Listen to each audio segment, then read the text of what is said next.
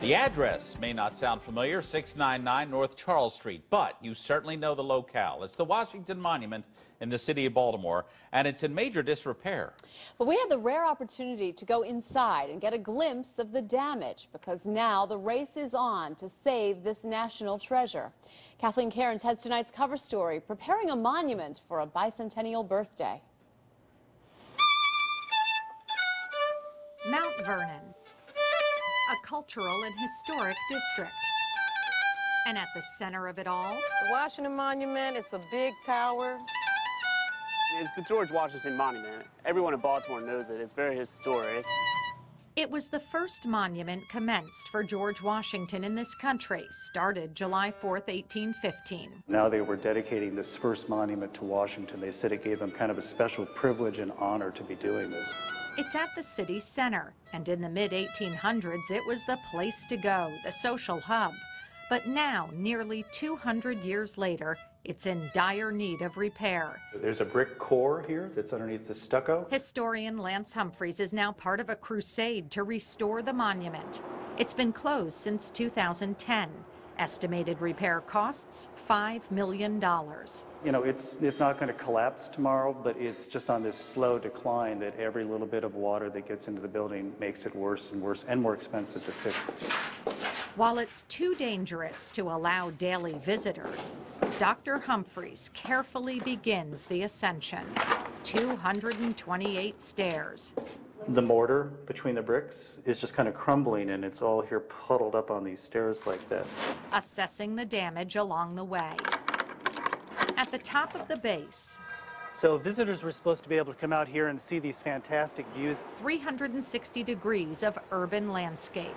But from here, the damaged marble is also more evident. Once the mortar is gone from these locations, then water, as it comes over the top, just kind of sneaks in there and continually gets into the center of the building.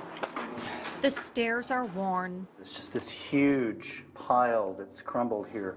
the walls crumbling. Or how on the column shaft over here, the stucco is just falling off. It's a cardio workout by the time you reach the top, where dust now blurs the view, but not the historic experience. It's historic. It's why you come to Baltimore. Step out onto the very fragile landing, and it's a magnificent bird's eye view of Baltimore. I think it's very, very symbolic with the Mount Vernon area. He's standing on top of the monument and reaching his hand. It depicts Washington resigning his commission as commander-in-chief. Part of our past, historians are now struggling to save for future generations. We now have the rare opportunity to go into the basement of this building. This is holding the entire building up, and this is where all the water ends up. It's done significant damage here as well, as you can see, to these walls. The water has also wreaked havoc below the marble staircases outside, which becomes very apparent if you look right here. You can see that it's literally just crumbling. So now the race is on to raise money to renovate the monument. So it's an exciting moment for the city.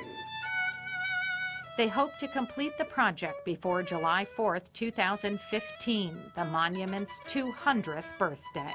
We think that there's a real demand to see something this special. I can't believe it's that old, and I'm sure in 200 years it'll still be here. In Mount Vernon, It's just gorgeous. Kathleen Cairns, Fox 45 News at 10.